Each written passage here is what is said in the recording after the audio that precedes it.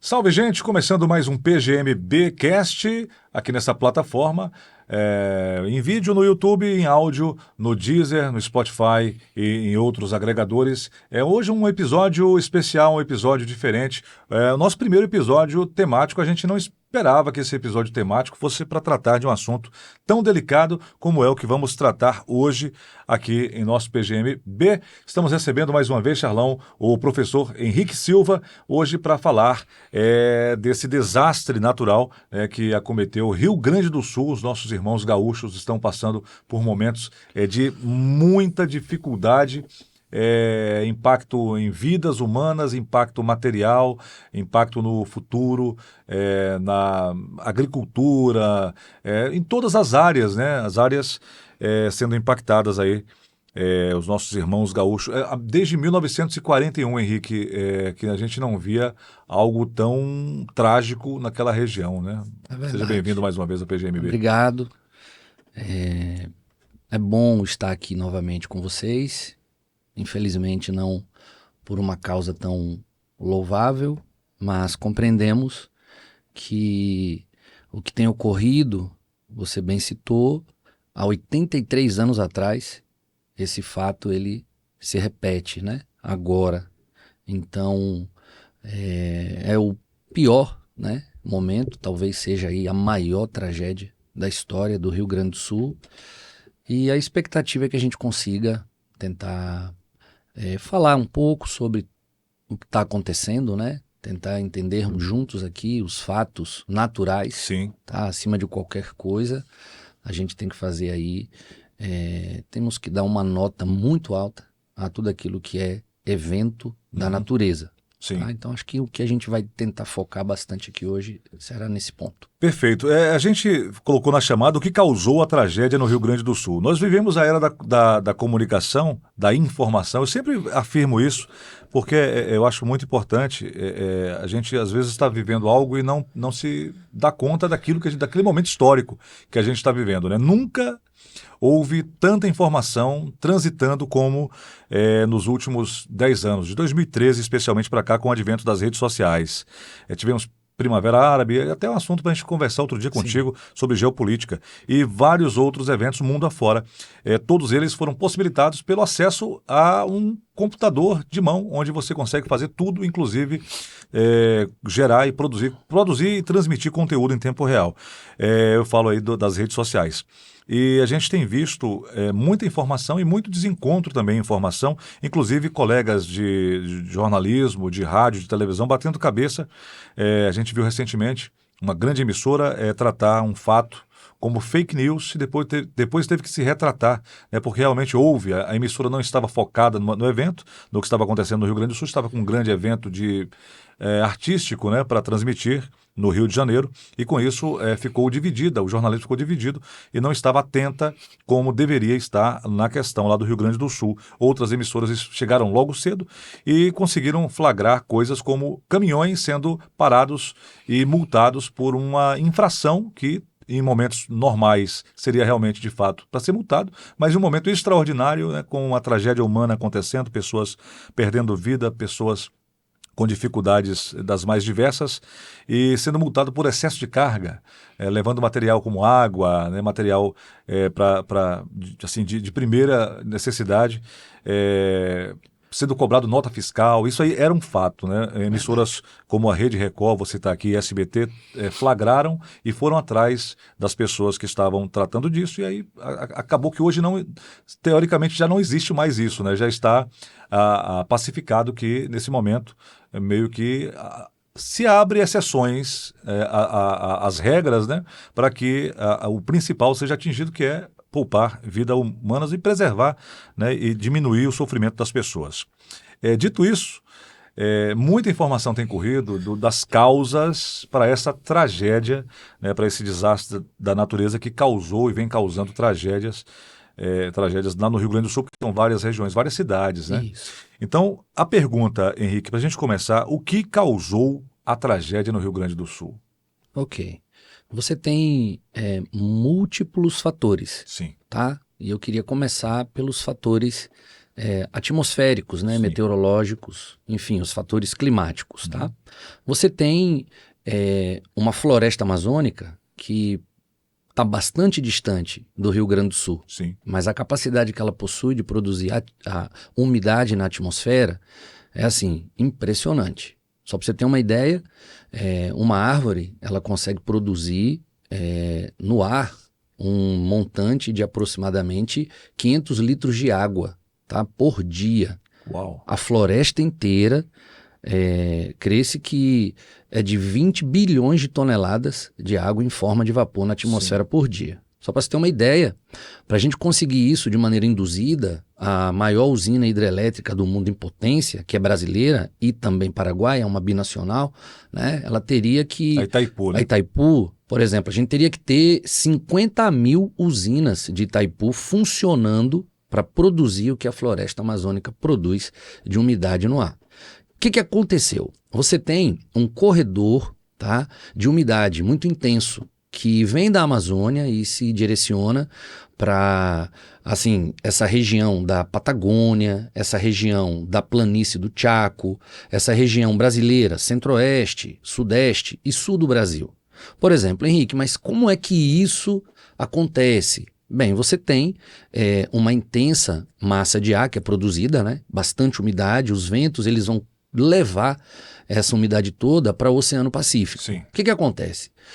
Nesse caminho, nessa viagem, as massas de ar elas são barradas, porque pela frente elas encontram uma barreira montanhosa de aproximadamente 7.000 metros de altura, que é a Cordilheira dos Andes. Então a cordilheira ela faz um papel bastante relevante, porque ela faz com que uma curva desses ventos desça para o centro-oeste brasileiro, para o sudeste e para o sul do Brasil. Só uma coisinha, a massa a partir de que oceano aí? Então, primeiro você tem o Oceano Atlântico, que produz bastante umidade na atmosfera. Os ventos, eles trazem essas massas para dentro do continente. E aí ele concentra essa quantidade de umidade, tá, em forma de vapor ali na Amazônia. A Amazônia, por sua vez, também produz bastante umidade. Os ventos seguem e vão arrastando toda essa umidade para o Pacífico, só que não chega no Pacífico.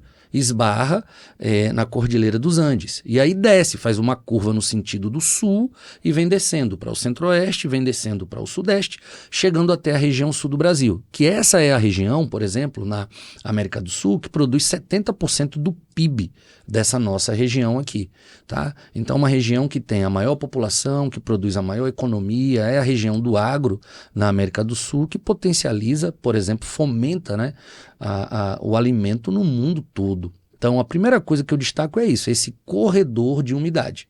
Sim. Uma segunda coisa, você tem, junto a esse corredor de umidade, ventos frios que surgem no sul do Brasil, denominados de cavado. Então, esses ventos, imagine assim, eu tenho uma descida de massa úmida, essa massa úmida ela está esperando apenas uma área muito fria, tá? Geralmente esse cavado ele tem uma relativa baixa pressão atmosférica, então esses ventos frios eles vão resfriar essa grande quantidade de água que vem nesse corredor e o que é que vai acontecer? Vai chover. Tá? Então esse vento cavado, ele resfria essa massa de ar que vem nesse corredor, produzindo essa quantidade absurda de pluviosidade. Só que tem um outro fator que eu destaco sendo o terceiro, que seria essa redoma de ar seco. Tá? Uma região de altíssima concentração no momento de alta pressão. Então a alta pressão ela retira a umidade das massas, deixando a região atmosférica seca. Sim. Então, naturalmente, toda essa massa que vem desse corredor seria lançada para o centro-oeste e para o sudeste. Então, essa redoma de ar seco impede com que essas massas elas viajem no sentido do centro-oeste e sudeste, ficando concentrado na região sul, principalmente no Rio Grande do Sul. Tá? Então, esses três elementos aí meteorológicos, eles são aqueles que eu destaco com um grifo muito mais forte. a gente não pode deixar de falar também Sim. que estamos vivendo o último ciclo de El Niño. Muita gente fala sobre El Niño, né? Muitos alunos ouvem acerca de El Niño, a gente também fala bastante e ouve. Mas, de fato, o que seria esse El Niño? Que fenômeno é esse? Bem, o aquecimento anormal das águas do Oceano Pacífico, tá? Numa área bem denominada, bem concentrada, que seria esse Equador Sul, né? Essa parte sul do Equador. Então, as águas elas aquecem de maneira anormal. Aí é só a gente usar um pouquinho de raciocínio lógico. Se eu tenho o aquecimento anormal das águas, eu potencializo, com o processo de radiação solar, um aquecimento mais acelerado das águas oceânicas. Tá? Acho que vale realçar também, para aquecer o Oceano Pacífico, leva-se mais tempo, porque ele é um oceano muito mais amplo do que o Oceano Atlântico. Então, em algum momento, depois de receber muita radiação, ele vai aquecer. Então, esse aquecimento ele é tido como um aquecimento anormal. O que acontece de prática mesmo? Por exemplo, no El Niño, aquele condicionante físico atmosférico local, ele é maximizado. Então, se uma região ela é seca, como é o nosso semiárido, quando o El Niño está evidente, então a gente tem uma seca mais exacerbada. Se uma região ela é chuvosa, com o evento do El Niño, ela se torna mais chuvosa ainda. Então, estamos vivendo o último ciclo de El Niño. Ele se inicia mais ou menos em setembro de 2023, quando a gente teve também no Rio Grande do Sul um evento de enchente, que também não foi brincadeira, foi coisa muito séria, tá? E ele está se encerrando agora, tá? No mês de abril, que é justamente no final de abril, quando as chuvas começam a ganhar uma intensidade maior. Então você tem aí inicialmente 4 aspectos, tá? Do último para o primeiro, você tem o El Niño, você tem a redoma, né, de ar seco, você tem os ventos cavados do sul do Brasil e esse corredor de umidade que vem da Amazônia. Então a gente teve o que se chama de tempestade perfeita, né? São vários aspectos, né? Várias coisas que aconteceram, e parece que de uma vez só, né, ao mesmo tempo, e que causou algo que, como você já frisou, a gente só tinha visto há 80, se tem relatos de 83 anos atrás, em 1941. Isso mesmo. Só essa massa, ela passa por todo esse caminho, mas ela encontra ali naquela região sul, digamos assim, o clima correto para se precipitar isso. Ele faz uma trajetória grande, mas não consegue, a água não precipita e ali no Rio Grande do Sul ele encontra o clima perfeito. Seria isso? Então, no caso ele encontra, Charles, o evento atmosférico perfeito. Tá? A gente chama essa migração, tá, de umidade intensa de rios voadores. Então a gente tem na atmosfera um deslocamento absurdo, né? Então, para que ocorra a pluviosidade, para que de fato chova, eu preciso resfriar, não é? Arrefecer essas massas. Então esse resfriamento ele foi acontecer no Rio Grande do Sul. É possível que aconteça em outros espaços e ocorre eventualmente, só que as estações do ano elas têm um papel relevante para isso ocorrer. Por exemplo, o Centro-Oeste ele tem chuva, mas essa chuva, essa umidade maior, ela se dá no verão, não é no inverno. E como o Brasil é um país predominantemente tropical, a gente tem um clima que ele é quente e úmido. Verões chuvosos, tá? E invernos naturalmente secos. Então eu estou falando aí dessa parte mais ao norte do Sudeste, completamente o Centro-Oeste. Então ali você tem uma produção maior do que eu citei a redoma. Essa redoma de ar seco está impedindo, está criando uma barreira natural para que esses ventos úmidos desloquem essas massas para essas regiões. Tá? Então, é mais ou menos isso. Ele encontra o fator atmosférico perfeito para a pluviosidade acontecer no sul do Brasil. E a gente conversava aqui em off, Henrique, você nos adiantava que são várias áreas da ciência que estudam fenômenos como esses que você relatou para a gente, que não é uma única causa. Sim. A gente tem visto também muitas narrativas, na grande mídia a gente sabe que existem muitos pontos de vista e é bom, a ciência é feita de desencontros, né, de pensamentos conflitantes. Eu mesmo fico preocupado quando eu ouço a frase consenso e ciência na mesma frase, né? Consenso e ciência, a gente já fica um pouco preocupado, né? Mas é normal e é assim que a ciência vem evoluindo com divergência, né? E as pessoas vão chegando a conclusões e vão se permitindo, né, estudar um pouco mais e a raciocinar um pouco mais para encontrar soluções.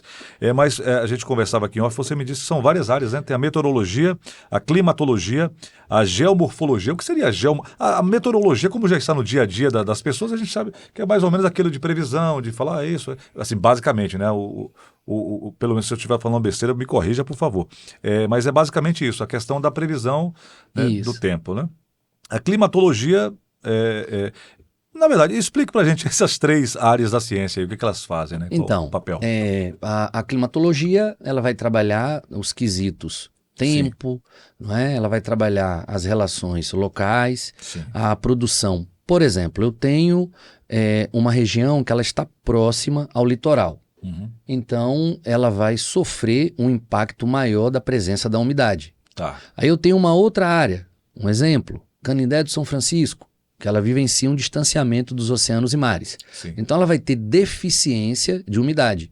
Logo ela será mais seca. Como ela está afastada dos oceanos e mares, ela vai apresentar de maneira noturna um clima quase similar àquilo que ocorre nos desertos. Então você tem um dia extremamente quente, uma noite bastante fria, a temperatura cai de maneira brusca, aumentando a amplitude térmica, que é essa variação de temperatura diurna noturna. Então a gente estaria falando aí de elementos que subsidiam a climatologia. Tá? Então, vamos lá. Aracaju. Uma cidade banhada pelo mar, uma cidade banhada pelo oceano, então ela consegue receber e reter bastante umidade. Então, doravante, em algum momento do ano, você vai ter maior produção de vapor d'água na atmosfera concentrada na nossa cidade. Isso vai produzir um tipo específico de chuva, tá? A chamada chuva convectiva. Então, essa chuva também pode ser denominada como chuva de verão. Então, quando a gente começa a pensar calor, umidade, né? Fonte de calor, fonte de umidade, produção de vapor d'água na atmosfera, a gente já está lidando com a meteorologia, porque é possível fazer inferências de tempo em tempo, o que pode acontecer amanhã, depois de amanhã. Então você tem dados, você vai quantificando, vai guardando, armazenando, e hoje você tem softwares que vão nos dando uma precisão correta daquilo que pode ou não acontecer. E aí a gente consegue se preparar com alguma antecedência. A geomorfologia, aí a gente já está lidando com a forma, tá, da Terra. Então, a Terra tem as suas formas. Por exemplo, Aracaju é uma cidade litorânea. Sim. Porto Alegre é uma cidade litorânea. Sendo uma cidade litorânea, é muito pertinente que ela tenha um predomínio de planície. E toda cidade que é uma planície litorânea, ela é denominada de planície de inundação. Então, se você pegar relatos de livros históricos, a gente sempre vai ter eventos de inundação em cidades que estão ao nível do mar ou um pouquinho acima de. Então, Porto Alegre passa por isso, Aracaju passa por isso. Só que é uma diferença marcante, né? Como Porto Alegre, o Rio Grande do Sul, está numa faixa distante dessa faixa equatorial, então ela está abaixo do Trópico de Capricórnio, então ela sofre mais eventos com baixas temperaturas. Caso você tenha massas úmidas, você vai ter maior promoção de chuva. Então chuva no sul do Brasil é um negócio muito mais evidente, tá? Muito mais comum acontecer. Então a geomorfologia da região, ela potencializou o que a gente vem acompanhando ao longo dos dias. Então uma planície de inundação, choveu, a probabilidade é que você acumule água. Quando você tem, por exemplo, uma cidade super urbanizada, como é Porto Alegre, então você tem um solo bastante impermeabilizado. E isso vai também favorecer o acúmulo de água. Não só isso, eu ainda dentro do processo geomorfológico, Porto Alegre, não é que ela esteja cercada, mas se a gente pudesse mentalizar assim, uma letra U, tá? Imagina Rio Grande do Sul, Mais ao sul, você vai ter essa lagoa chamada de dos Patos, né? Entre a Lagoa dos Patos e Porto Alegre, você tem o que a gente chama de rio, mas na realidade, desde 1950, já está mais do que assim, evidenciado, não é um rio, é um lago, é o Lago Guaíba. Então o Rio Guaíba, na verdade, é um lago. Ele é um lago, tá? Ele é um lago. Por que ele é um lago? A geomorfologia fluvial, ela interpreta como rio quando há a presença de gradientes, pontos altos e pontos baixos. Sugere que o rio nasça nesse ponto mais alto e ele escoe para os pontos mais baixos até alcançar a foz no oceano. Então, o Guaíba, ele não tem esse gradiente. O Guaíba é um ambiente, né, de águas que não tem desníveis. Então, ele está no mesmo plano. Sim. Tá? Então, ele é tido como um lago, o Lago Guaíba. Geomorfologicamente, ele termina recebendo águas, William e Charles, de aproximadamente 40, veja só, 40 morros, 40 pontos altos, como eu falei desse... A gente mentalizar um U, você tem Porto Alegre, a parte sul, a parte mais a nordeste, então você tem aí aproximadamente 40 morros. Sim. Rios que estão surgindo ali terminam desaguando no Guaíba. Fora que você tem o rio chamado Jacuí, que é um dos rios importantes na região, que ele termina desaguando boa parte de suas águas também no Guaíba. Sim. Então, Guaíba, por exemplo, o que é Guaíba? O que seria Guaíba? Porque assim... Parece indígena, né? É indígena, é Tupi-Guarani. Sim. Seria um encontro das águas. Tá. Mas o encontro de quais águas? São águas que você vem do rio Gravataí, do rio Jacuí. Então, essas águas elas vão se encontrando nessa região central. Então, isso é um ponto também de dificuldade de escoamento de água, que a gente trata daqui a pouquinho também. Ok. Só a título de explicação, então, esse lago, né, ele tem períodos em que ele está cheio ou vazio, ou mais vazio. Os períodos são bem definidos.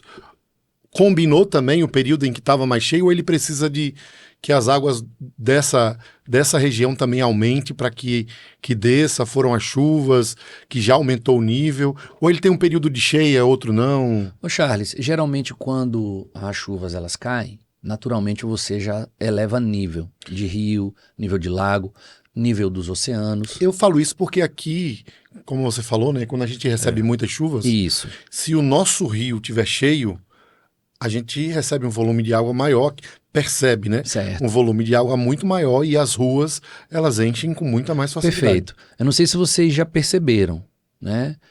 Às vezes o céu está extremamente azul, não há uma única nuvem na atmosfera e às vezes passeando ali pela nossa Arena Batistão, naqueles arredores, tem um canal. Aquele canal é pluvial, não tem uma única gota d'água no céu caindo na terra e o canal está transbordando. E muitas vezes aqui em Aracaju, só para citar, né, aqui em Aracaju, na 13 de julho, que é um bairro próximo ali ao Batistão, tem alagamento sem chuva nenhuma, né? Então só com a questão da maré. Aí é a questão da maré. Sim. Esse é um outro ponto importante que explica a permanência das águas no Guaíba. Existe um evento chamado maré de tempestade. O que é essa maré de tempestade? Lembra que existem chuvas também que ocorrem nos oceanos? Sim, sim. Lembram disso, né? Então, essas chuvas concentradas nos oceanos fazem com que as águas oceânicas elas se elevem. Se elevar 50 centímetros, já causa impacto na foz. Se elevar 1 metro, aí que o impacto é maior. Então, os especialistas da região sul, eles detectaram que houve um aumento nesse momento de quase 2 metros no nível dos oceanos. Em que local, Henrique? Pensa assim, Guaíba, Lagoa dos Patos, e aí você tem a foz, tá? Essa foz, ela geralmente, como ela vem de um ponto mais elevado, né, nascente, e foz mais baixo, ela sempre vence o conflito contra as águas oceânicas. Mas se elas estão mais elevadas, então eu vou bater e vou voltar. Então, não apenas isso, bater e voltar, mas as águas que estão caindo das vertentes dessa geomorfologia que eu acabei de citar. Então, está caindo água de alguns rios nessa parte central, nessa planície, né, de inundação. Sim. As águas deveriam escoar para o oceano, não está conseguindo fazer o seu papel natural, porque os níveis estão altos por conta das chuvas também no oceano. Em 1941, os especialistas eles detectaram que aproximadamente 32 dias para vazão e nível do Guaíba voltar à normalidade. É triste ter que dizer o que eu vou falar agora, tá? Então, a mesma escola meteorológica, climatológica, ela conclui que nos níveis tão altos de recebimento de água e desse aumento das águas no oceano, na região ali do Rio Grande do Sul, eles vão levar aproximadamente 50 dias para que essas águas elas voltem à normalidade. Uau. Veja, em 41, o nível superou 4 metros. Sim. Henrique, cara, tu tá falando 4 metros, então imaginar que uma casa que seja térrea, ela não tem 4 metros, então inundou tudo. Mas não é bem assim. Você tem um nível suportável, tá bom, de elevação das águas no Guaíba.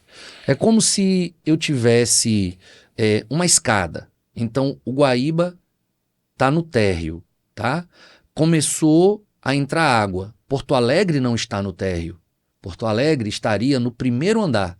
Então, do térreo até o primeiro andar, se a gente pensar numa escada, primeiro degrau, elevou aqui o nível, mas não inundou Porto Alegre. Então, o nível considerável que o Guaíba suporta de aumento, tá, com a chegada das águas, é de aproximadamente uns 2,5 a 3 metros.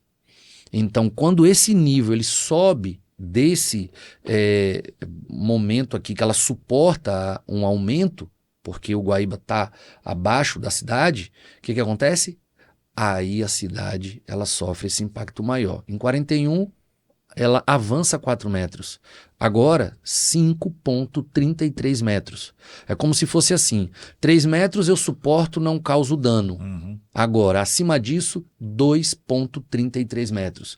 Isso é capaz de cobrir uma casa. Por isso que as Sim. imagens que a gente viu e que nos choca bastante é de casas com água tomando até o telhado. Tá? Pessoas em cima do telhado. Justamente. Você vê, Henrique, 5,33 dá para cobrir 2 casas, entendeu? Se fosse de térreo e Sim, primeiro andar. sim. Mas não é isso.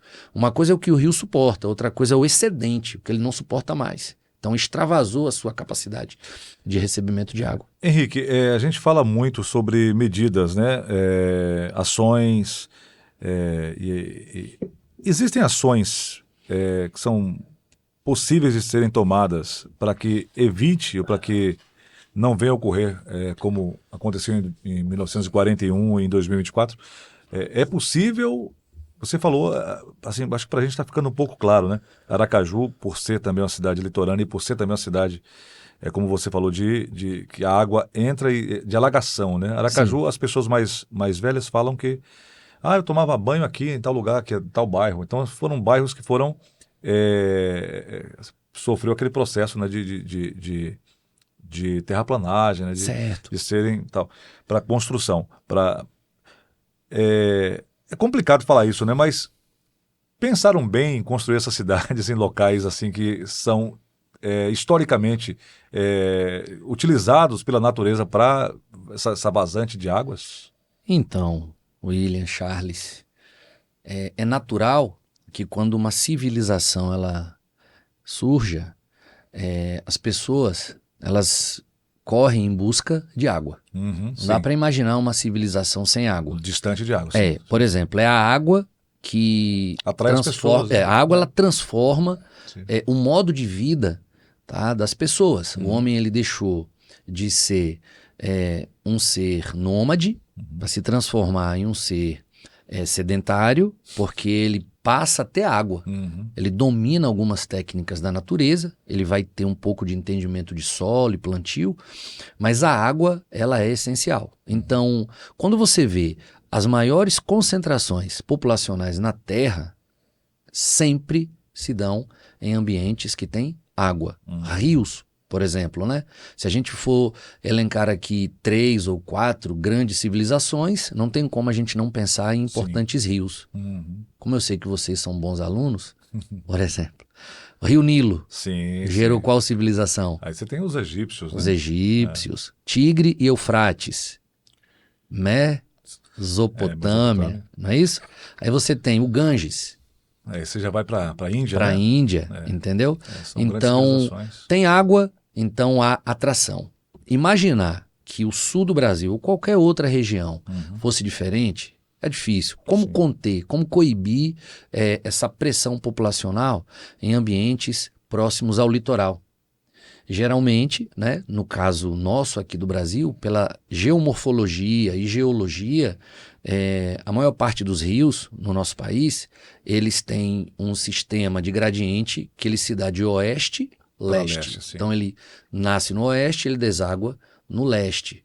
Que leste é esse? É o oceano. Então a maior parte da população brasileira está concentrada no litoral. E não é diferente no Rio Grande do Sul. Nos Estados Unidos tem até essa diferença, né? Lá eles têm 2 litorais, né? Litoral ocidental e oriental. Né? Eu Tem posso te falar que ele leste, tem até oeste, né? 3, porque tem um Caribe. Ah, sim, Né? sim. Então sim. ele ainda tem, O por sul, exemplo, né?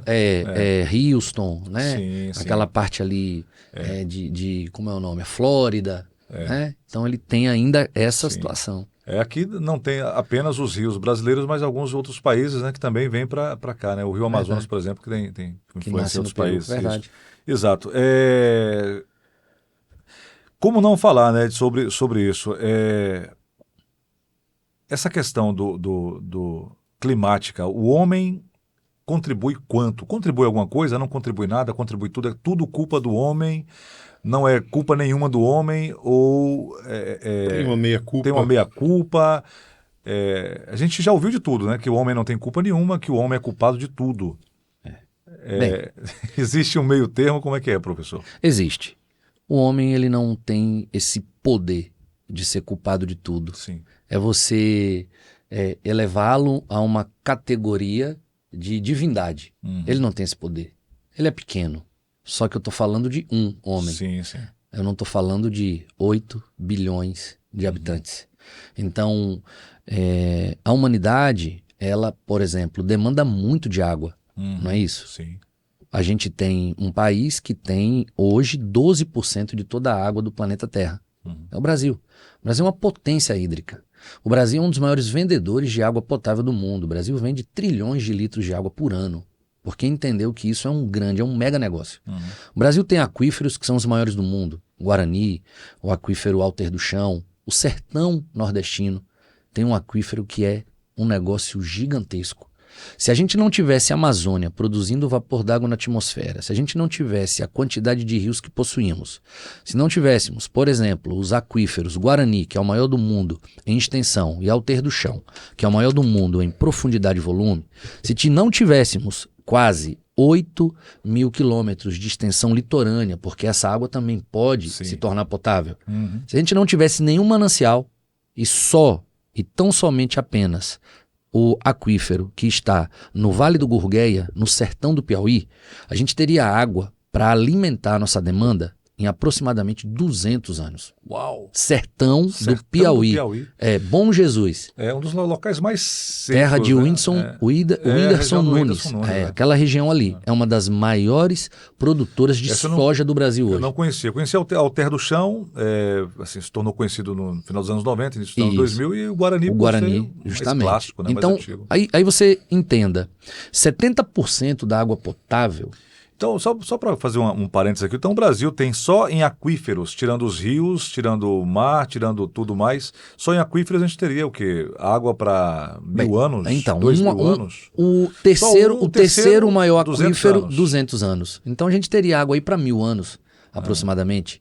Então, 70% da água potável no nosso país é consumida pelo agro. Sim, sim. 20% pela indústria. 10% é o consumo residencial doméstico. Só que o agro e a indústria, juntas, a gente tem aí um montante de 90%. Sim. Então seria um consumo humano indireto. Sim, não é isso mesmo? Sim. 10% consumo Produção direto. de alimento, né? Então, falando só do quesito água, então, como não interferir nisso? Né? Então a gente interfere. Se a gente traçar um paralelo entre dois países, Brasil e Egito, só para você ter uma ideia, o Egito tem aproximadamente 26 metros cúbicos de água, tá? Para ser consumida ao ano. Isso em litros vai dar o quê? 26 mil litros de água. Se eu divido isso por 365 dias, isso vai dar aproximadamente 72 litros de água. É 71 e uma fração. Por dia, eu vou né? acrescentar 72 litros de água por dia. Sim. E quando eu faço essa pergunta aos meus alunos, na cabeça deles, alguns dizem, Henrique, tudo isso? Aí eu digo, não, só isso. Quantos litros consumimos com uma descarga? Quantos litros consumimos quando a gente lava roupa em uma máquina de 11 quilos? Uma máquina de 11 quilos, ela consome numa única lavagem aproximadamente 120 litros de água. Uma única lavagem. Uma descarga de 6 a 8 litros, né? Um banho de 5 minutos consome mais de 50 litros de água. Então a gente, no caso, né? A vida egípcia, ela é complexa. Mas no Brasil é diferente. No Brasil nós temos 50 mil metros cúbicos de água para ser consumida por ano por pessoa. Isso equivale a 50 milhões de litros de água. Dividido por 365 dias, isso vai dar aproximadamente 136 mil litros de água por dia por brasileiro. Uau. Esse é o Brasil. O Brasil tem água em excesso. Por isso o Brasil é um dos maiores vendedores de água potável do mundo. Por isso tanto interesse no Brasil também, que é um assunto para um outro dia, né? Para falar sobre Muito. geopolítica. Então, atendendo a sua Sim. pergunta, William e Charles, o homem, ele tem poder sim. Sim. Veja que a gente ainda não entrou, talvez, no grande evento da humanidade, né? Aquele que tem suscitado um monte de campanha, muitos livros, especialistas, que é o aquecimento anormal que tem ocorrido no mundo. Sim. Só para você ter uma ideia, a temperatura geral da Terra, ela gira em torno aí de 12 a 14 graus. Temperatura geral. Qualquer coisa acima disso já causa alguma anomalia. A prova disso é o próprio El Niño. Sim. O oceano aquece de maneira natural, de forma anormal, então ele já causa as suas anomalias. E imaginar que ele não exista, ele existe, tá? Ele é relevante, a humanidade de maneira indireta, tá bom? Até aqueles que são mais críticos, né, acerca do aquecimento, ele contribui de alguma forma consumindo, não tem como a gente viver sem consumir. Então o consumo ele faz parte da vida humana, tá? Então, sim, eu te respondo sim. O homem tem a capacidade de contribuir, tá bom? Para que ocorra alguns eventos, tá bom? Não da natureza, mas potencializá-los. Assim Perfeito. como ele pode reduzi-los, ele também pode maximizá-los. Então ele pode fazer isso. Você colocou aí, para chegar a um prognóstico, né? Você passou pelo caminho das massas, falou sobre o fenômeno El Niño, questão populacional, agora participação do homem. Essa conjuntura de coisas, você tem mais algum ponto que precisa se juntar a essa conjuntura de coisas, assim, para dar um pouco de prognóstico, né, no que aconteceu? Acho que você falou bem, Charles. Você está usando uma linguagem médica.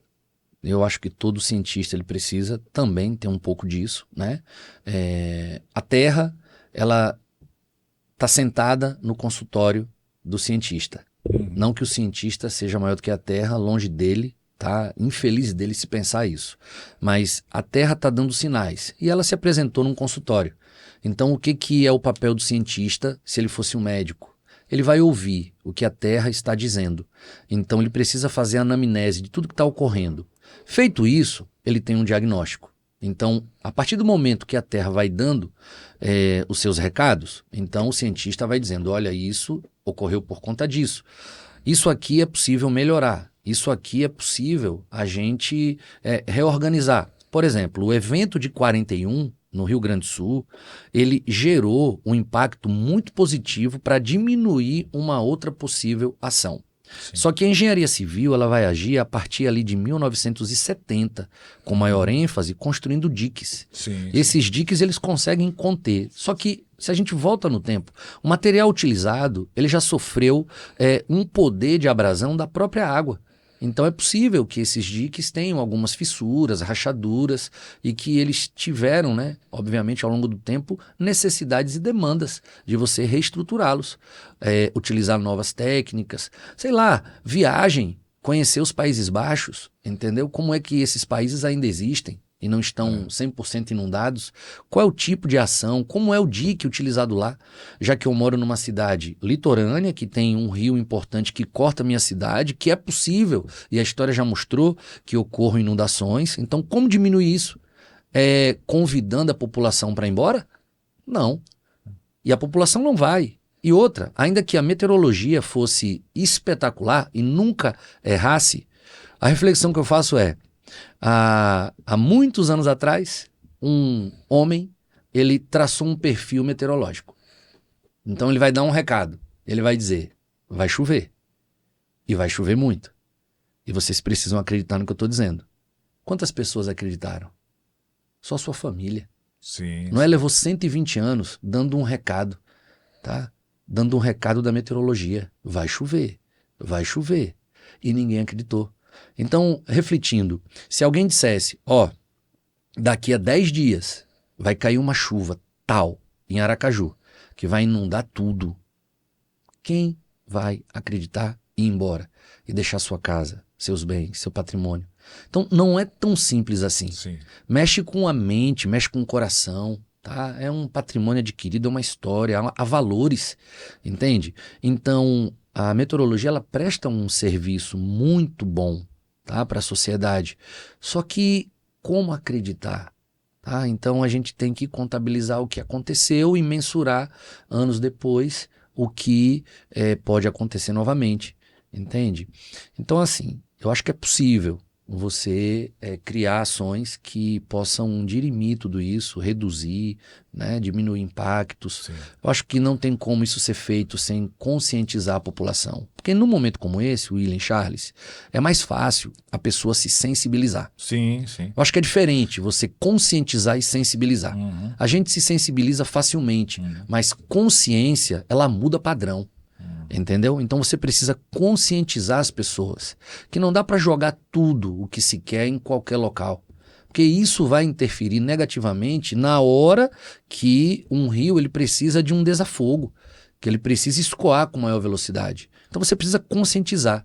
Agora está todo mundo sensível, entendeu? Mas é necessário conscientizar a população dessas cidades que tem ações a longo prazo, né? É a longo prazo. Você falou de Países Baixos, Henrique, só para aproveitar aqui para a gente contextualizar, Países Baixos, a gente costuma chamar de Holanda aqui. Isso. É uma região onde está abaixo do nível do... Tem até história, Abaixo né? do nível do mar. William, antes de você entrar nesse assunto do William, falando em conscientização, a produção vai botar aqui o... Sim, vai ter...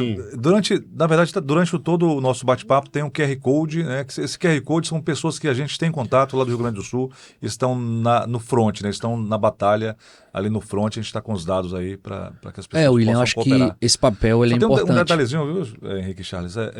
Eles pedem para que quando fizer a doação, qualquer valor, se doar R$1, botar R$1,24. Ok. Esse 24 centavos no final só para ser identificado, né? Como é uma associação, é para ser identificado que esse dinheiro vai para essa causa lá do Rio Grande do Sul, de ajuda aos nossos irmãos gaúchos. Que né? bom, que bom. É uma ação que não tem preço, tá?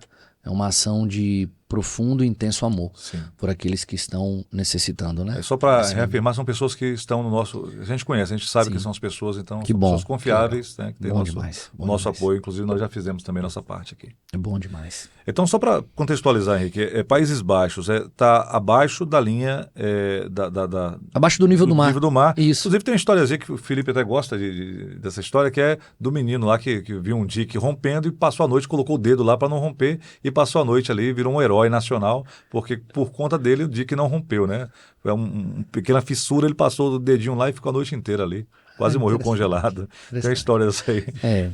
Então, a estrutura de dique da Holanda é um negócio assim que precisa ser copiado. Sim. Por muitas cidades, inclusive brasileiras. Né? Numa situação dessa, você consegue reduzir muito, mas muito mesmo, as ações atmosféricas, né? Essas ações naturais. Sim, Eu acho que é necessário viajar. necessário viajar, tomar nota, aprender, Boa ser humilde, vontade, né? perguntar, entendeu? Em resumo. Não é falta de dinheiro, a gente sabe, o Sim. Brasil é uma potência que arrecada muito, muito, O muito, Brasil apenas arrecada trilhões, né? canalizar para Sim. aquilo que de fato é essencial, né, para a Perfeito. população. Perfeito. Outra coisa que você falou, e só para a gente voltar, aquecimento global. Eu vejo muita gente descrente, Henrique, do que a ciência apresenta. Não a ciência, mas os cientistas apresentam, porque a ciência não é uma entidade, né? Sim. Cientistas apresentam porque a gente já viu sendo pregado que o petróleo ia acabar em 30 anos, em X anos, que existia camada de ozônio que ela ia acabar também em tantos anos, que os oceanos iam subir X metros em até o Al Gore, né, que é um ex-vice-presidente americano, rodou o mundo afirmando coisas que não se concretizaram e as pessoas acabam ficando descrentes. Você falou de Noé. Passou 120 anos afirmando que ia chover, que ia inundar tudo, e as pessoas não acreditavam. Hoje a ciência afirma um monte de coisas e que as pessoas não veem também sendo concretizadas, né? O aquecimento global, inclusive, deixou de ser falado do aquecimento global para mudanças climáticas. As pessoas vão mudando o nome dos termos, mas é uma realidade, a Terra aquece, a Terra esfria. Como é que é esse ciclo na Terra? Você tem eventos que também são cíclicos, né? Sim. Você tem ciclo do carbono, você vai ter eras glaciais, então você vai ter eventos que vão aquecer bastante a Terra, eventos em épocas que vão resfriar muito a Terra. Só para você ter uma ideia, a gente tem no mundo hoje aproximadamente 200 vulcões ativos. Sim. Tá? Se você pegar o somatório de tudo que a população mundial, no auge da indústria, já emitiu de GEs, né, que são os gases de efeito estufa na Sim. atmosfera, um vulcão, quando ele entra em erupção... São reais, né? Real, tô falando de coisa Sim. real. Um vulcão, quando Sim. ele entra em erupção, ele emite uma maior quantidade de gases, tá, dos chamados efeitos estufa, muito maior do Sim. que o que a humanidade inteira, em toda a sua existência, já pôde comprometer essa relação aí, tá, de gases poluentes. Sim. Um vulcão. Eu imagino que, se todos os 200 fenômeno natural, entrassem inclusive, em né? erupção ao mesmo tempo, então a gente teria um cataclisma. Uma nova era glacial, possivelmente, né? Com certeza. Então, é fato. A gente pode estar vivendo aí, talvez, o cenário, né, moderno de maior aquecimento. Sim. Recente, Aracaju vivenciou uma temperatura que eu nunca vivenciei na minha vida. Eu estou em Aracaju desde 89, né, e a gente viveu aí, aproximadamente nos últimos 40 dias, um calor absurdo, coisa que eu nunca vi. Mas dizer que isso é o aquecimento global, então Ou é um fator específico, o qualquer que dizer, seja? por exemplo, veja se vocês têm essa memória. Uhum. O litoral nordestino, ele todo inverno, Sim. todo, sem exceção, ele tem queda de temperatura e ele também tem alguma taxa de umidade, pluviosidade. Uhum. Vê se vocês têm essa memória. Eu tenho, porque como eu viajo a vida inteira para Estância, que é a terra de Gigi, minha esposa, então lá eles aproveitam um período para fazer as festas juninas. Uhum. William, Charles, todo ano, no período junino, chove. É verdade. Todo ano. Henrique, por quê? Porque você tem um outro evento atmosférico. Existe uma massa de ar chamada polar atlântica. Uhum. A massa polar atlântica, por ser polar, ela é fria, por ser atlântica, ela é úmida. Uhum. Então essa massa, ela influencia 3 regiões principalmente. No norte do Brasil, na região da Amazônia, ela leva frio. Tanto é que isso é fenomenal. Uhum. É o fenômeno da friagem. No sul e no sudeste, qual é o fenômeno? Ondas de frio e geadas. Eu não sei se eu falei que tinha uma coisa que eu queria falar, mas que não era tão boa. Sim. Lembra que eu disse que a previsão é de que essas águas elas voltem à normalidade em aproximadamente 50 dias? 50 dias, sim. Se a gente contar hoje é dia 8 de maio, até o dia 21 de junho, veja aí a conta que vai dar. Aproximadamente 40 dias. No período do frio. Daqui a 40 dias, Começa o a gente inverno. vai ter o inverno, dia 21 de junho. O que o sul recebe? Polar atlântica. O que ela traz? Frio, ondas de frio e geada. Com o povo desabrigado. Com tudo que está acontecendo agora, o Rio Grande do Sul ainda não está vivendo a fase mais severa de baixíssima temperatura. Então, isso está por vir. Essa mesma polar atlântica que traz chuvas frontais para Aracaju, para o Nordeste litorâneo. Sim. Então, se ela tem o poder de chegar aqui no Nordeste, no litoral, imagina o que ela não é capaz de fazer no sul do Brasil. Como o Charles falou, diagnóstico e prognóstico. O prognóstico não é dos mais favoráveis também, né? Então, por isso mesmo que a gente deve, inclusive, eu acho que a principal ação, né, Charles, é a oração, né? A gente orar, né, pelos nossos irmãos gaúchos, né, que estão passando talvez o momento mais difícil da existência do Rio Grande do Sul, nesses 524 anos de nação de Brasil, né? Contando desde lá de 1500. Henrique, Charles perguntou, né, assim, o que esperar, né? Então, é isso. As águas podem levar até 50 dias para baixar, mas você já disse que vem esse novo fenômeno, que é um fenômeno que geralmente traz, no caso do Rio Grande do Sul, geadas, né? Deixa eu entrar aqui num aspecto não tenho visto muito se debater, que é a questão do agronegócio. O Rio Grande do Sul é conhecido, dentre outras coisas, né, a questão cultural, a questão dos povos, é uma região que assim, traz muitos povos de várias partes do mundo que convivem naquela região. Também é responsável por boa parte do alimento que a gente tem em nossa mesa e que também é exportado para outros países. Dentre esses alimentos, os grãos, né? Se eu não me engano, cerca de 70% do arroz consumido no Brasil vem do Rio Grande do Sul, já que a Roraima já não existe mais aquele plantio de arroz em Roraima, por questões outras que não vem ao caso agora, mas o Rio Grande do Sul é responsável por 70%, e a gente viu recentemente na cobertura que a mídia e também que os canais independentes, e redes sociais e pessoas anônimas têm postado, é que praticamente todo o arroz que já estava pronto para ser colhido, já estava, né, naquele momento de colheita, ele foi perdido, né? Então, assim, a gente tem um outro problema que pode ser bem grave, que é a questão também da fome, né? Bem, você está sendo generoso quando diz Sim. Pode ser, Sim. né? Acho que esse é um papel que a ciência, às vezes, ela é bastante dura, porque ela é fria, ela é técnica e ela é mecânica. Economicamente, não tem para onde correr.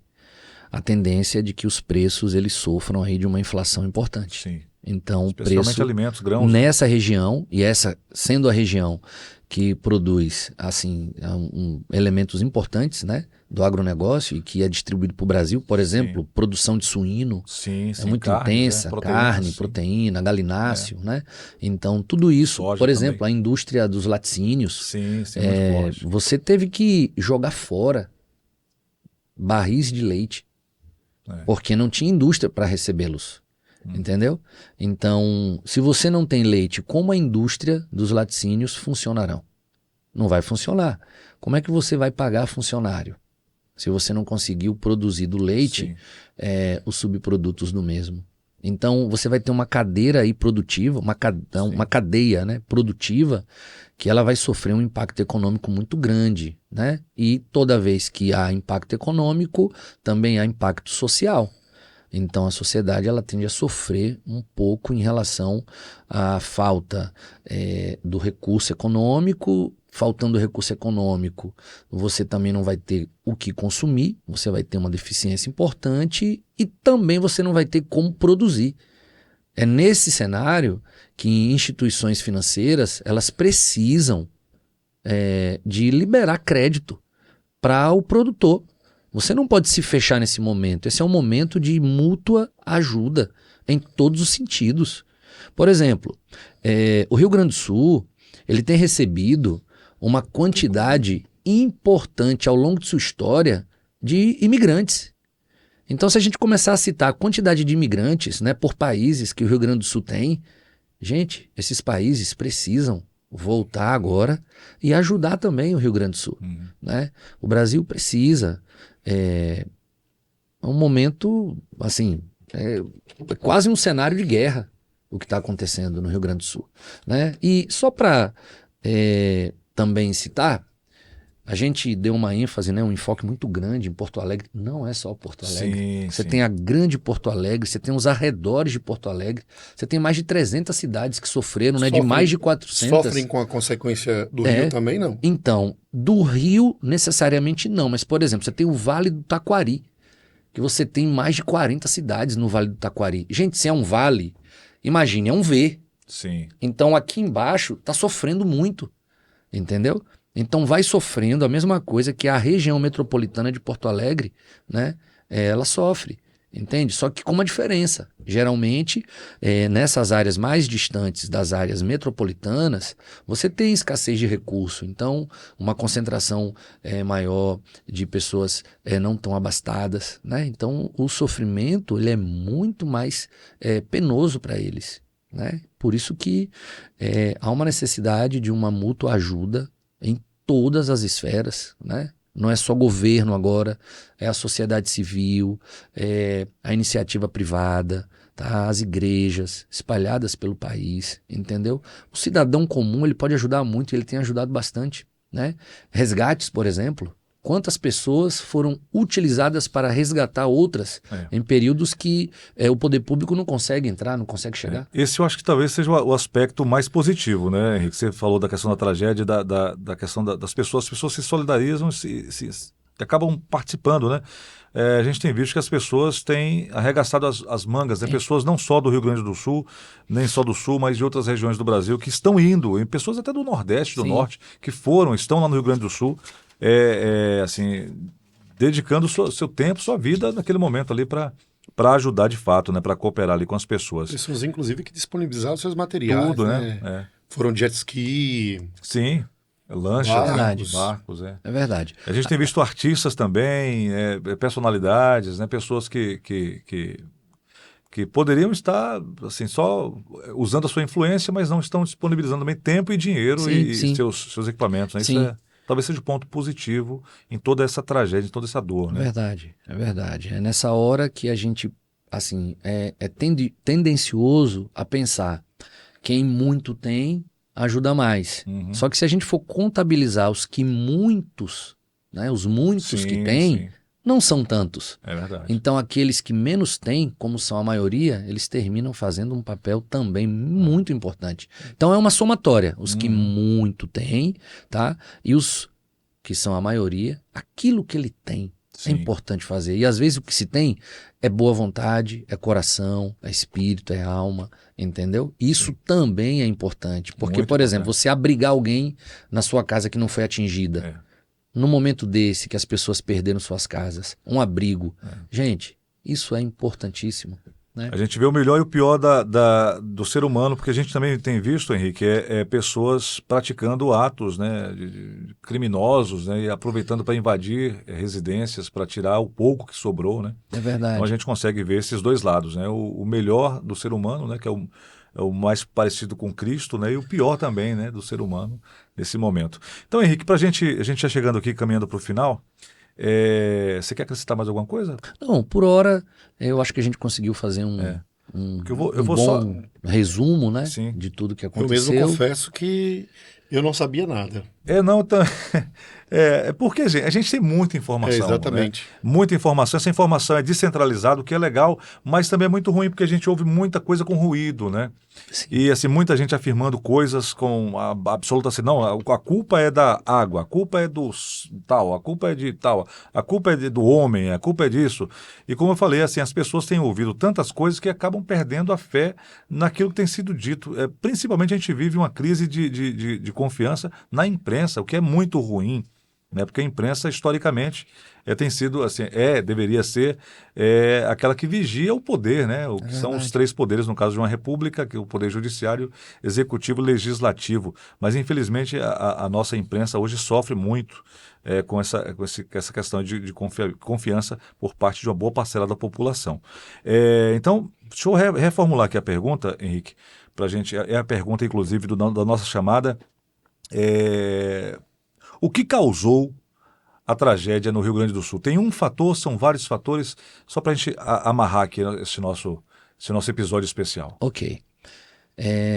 Um misto de eventos atmosféricos, tá bom? Sim. Um corredor de umidade somado a um sistema atmosférico de nome cavado, que tem uma relativa baixa pressão, que produz um tanto quanto ventos frios. Sim. Ventos frios com umidade em excesso é igual a chuva. Bem, esses ventos frios, eles são capazes de mandar para fora do sul do Brasil toda essa umidade. Mas por que não conseguiu? Por conta dessa redoma de ar seco, tá? Que é uma região onde há uma concentração de alta pressão atmosférica. Sim. Na alta pressão eu retiro umidade, eu estou estacionado e não deixo passar nada. Então o sul do Brasil, ele recebeu e permaneceu. Ele não liberou essa quantidade expressiva de massa de ar.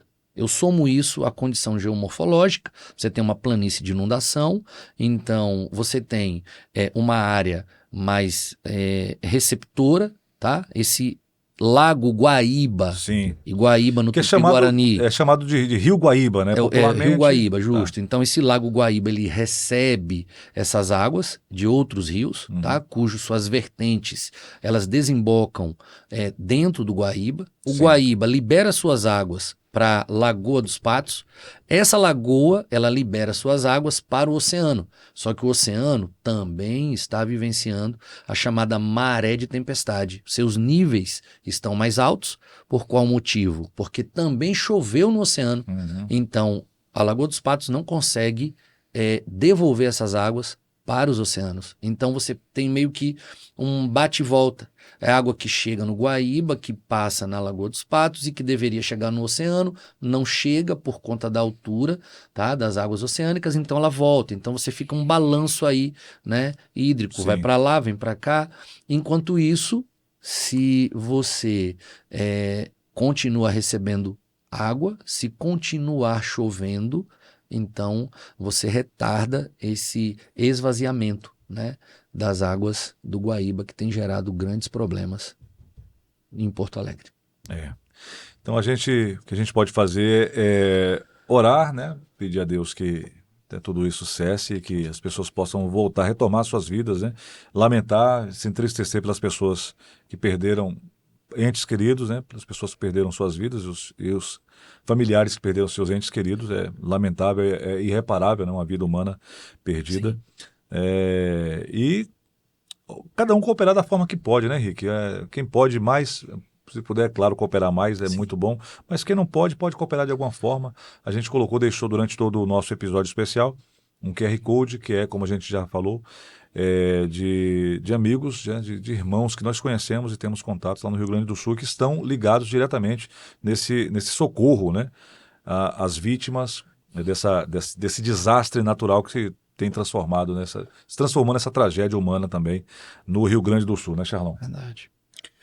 É isso aí, acreditamos que esse momento aqui possa ter contribuído com muitos para também sensibilizá-los, né? Sim, sim. Sensibilizar não só, como o Henrique já falou, né? Não só financeiramente, mas com seu coração, com sua oração, com sua disposição. E a gente espera que tenha alcançado a muitos, né? Alcance a muitos aí esse nosso momento. Pois é.